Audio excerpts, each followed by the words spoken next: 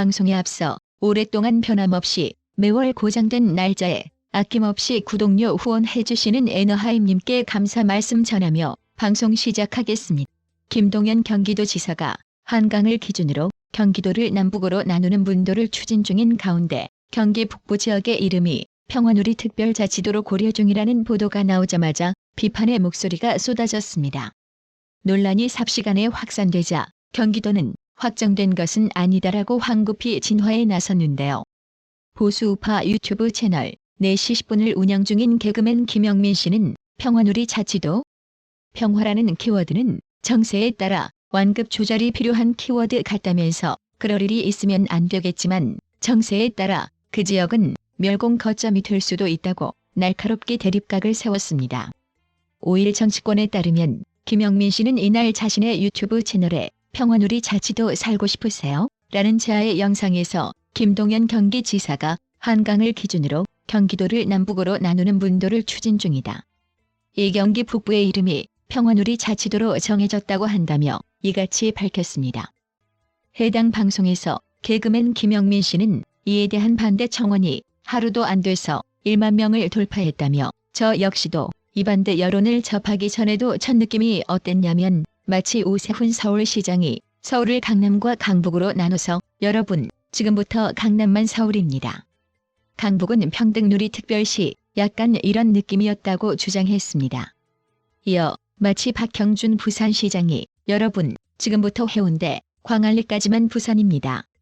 강서구, 사하구, 북구 이런 데는 낙동누리 자칫이 이런 느낌 아닌가라면서 그리고 경기도가 평화부지사 두고 이런저런 평화사업 하다가 엄청난 일들이 벌어져서 지금 다 재판 중이지 않나라고 현재 재판 중인 이화영 전 경기도 평화부지사를 거론했습니다.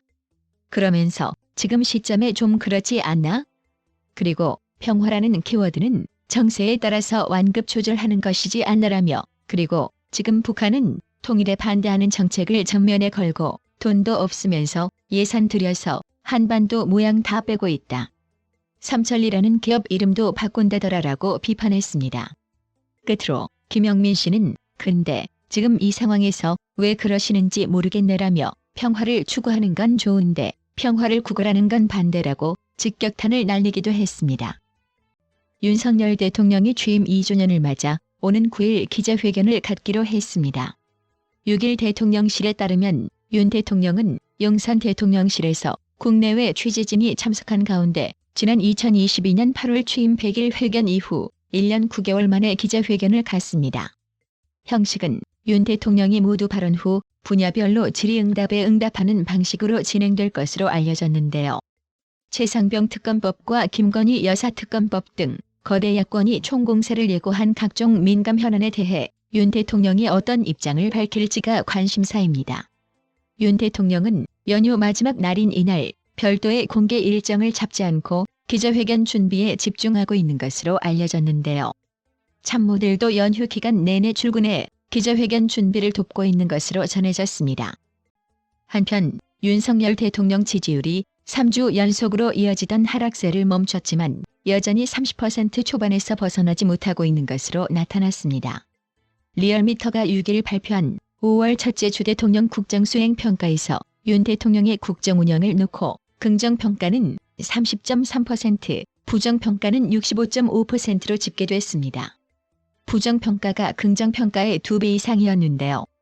긍정평가는 지난주 조사 4월 29일 발표보다 0.1%포인트 상승하면서 3주 연속 이어졌던 하락세가 멈췄고 부정평가도 1.4%포인트 낮아졌습니다. 지역별로 지난주보다 대전, 세종, 충청 40.9%를 포함해 광주, 전라 18.6% 지역에서 긍정평가가 늘었습니다. 다만 보수 세력 텃밭으로 분류되는 부산, 울산, 경남 30.2%를 포함해 대구, 경북 36.4%에서 긍정평가가 하락했고 서울에서도 27%로 지난주보다 긍정평가 비율이 낮아진 것으로 조사됐는데요. 여론조사에서도 나타났듯이 윤 대통령의 지지율을 회복하기 위해서는 무엇보다 우파 지지층의 결집이 시급해 보이는데요. 우파 지지층을 하나로 결집시키려면 문재인과 이재명 혐의들을 보다 더 명확히 수사에 구속시키는 게 최고일 겁니다. 보수 성향의 논객 전원책 변호사가 이철규 국민의힘 의원을 총선 패배의 책임자라 하면 그건 코미디라고 밝혔습니다. 전원책 변호사는 6일 오전 SBS 라디오 김태현의 정치쇼에서 친윤계로 분류되는 이철규 의원이 국민의힘 원내대표 선거에 출마하지 않은 상황에 대해 설명하며 이같이 밝혔는데요. 전원책 변호사는 이철규 의원은 원내대표를 해도 괜찮다고 생각했다며 지금 국민의힘에 가장 필요한 것은 용산과 무난한 소통이다. 앞으로 집권 여당의 기능을 유지하도록 잘 돌아가게 하려면 용산과 소통이 돼야 한다고 설명했습니다. 그러면서 여권 일각에서 이번 총선 패배에 책임이 있는 이철규 의원이 원내대표로 부적절하다는 주장이 나왔던 것에 대해 이철규 의원이 사무총장을 한 것도 아니고 비상대책위원장을 한 것도 아니다. 그리고 선거의 공천에 깊이 관여한 것도 아니고 공천 때문에 갈등까지 겪었다고 했습니다. 이어 그럴 원내대표 선거 출마를 못하게 할 정도로 공천 패배의 책임을 누구에겐가 묻는다면 사실 이번 공천 실패, 총선 패배의 총책임자는 한동훈 위원장이라고 덧붙였는데요. 지금 거대 야당 폭주 아래 하나로 뭉쳐도 모자랄 판국의 총선 패배 범인 찾기나 하며 이합집산처럼 뿔뿔이 흩어져 움직이는 게 과연 맞는지 모르겠네요. 누군가 콕 찍어 패배의 원인으로 지적하는 갈라치기 발언 제발 자중 좀 하면 좋겠네요. 나경원 국민의힘 서울 동작을 당선인은 6일 용산 대통령 따로 있고 여의도 대통령 따로 있는 전국 아니냐며 이재명 더불어민주당 대표가 여의도 대통령이라는 얘기를 한다고 말했습니다. 나경원 당선인은 이날 채널A의 라디오 정치 시그널에 출연해 민주당은 원내대표 선거만 해도 단독 출마, 단독 당선, 소위 이재명 대표의 이재명 일당이 된 이 민주당을 상대로 여의도 안에서는 국민의힘이 야당 아닌가라며 이같이 말했습니다. 나경원 당선인은 국민의힘 원내대표 선거를 앞두고 저렇게 강하게 입법 독주를 하겠다는 그 민주당에 대응하려면 국민의힘 원내대표는 강인함과 유연함을 동시에 가져야 한다면서 협상과 투쟁의 투트랙, 유연함과 강인함의 투트랙, 그래도 해야 할 일을 하는 용기가 필요하다. 그런 것을 두루 갖춘 원내대표가 당선됐으면 한다. 굉장히 어려운 원내대표라고 말했습니다. 나경원 당선자는 전당대회 출마 여부에 대해서는 그동안 보수 정당의 역량이 총집결되지 못했는데 그 역량은 어떻게 결집해야 하느냐 고민은 있다며 그 고민 속에 꼭 내가 뭘 해야 돼 이런 식으로 그림을 그리면서 고민할 단계는 아직 아니다라고 출마 가능성을 열어뒀습니다.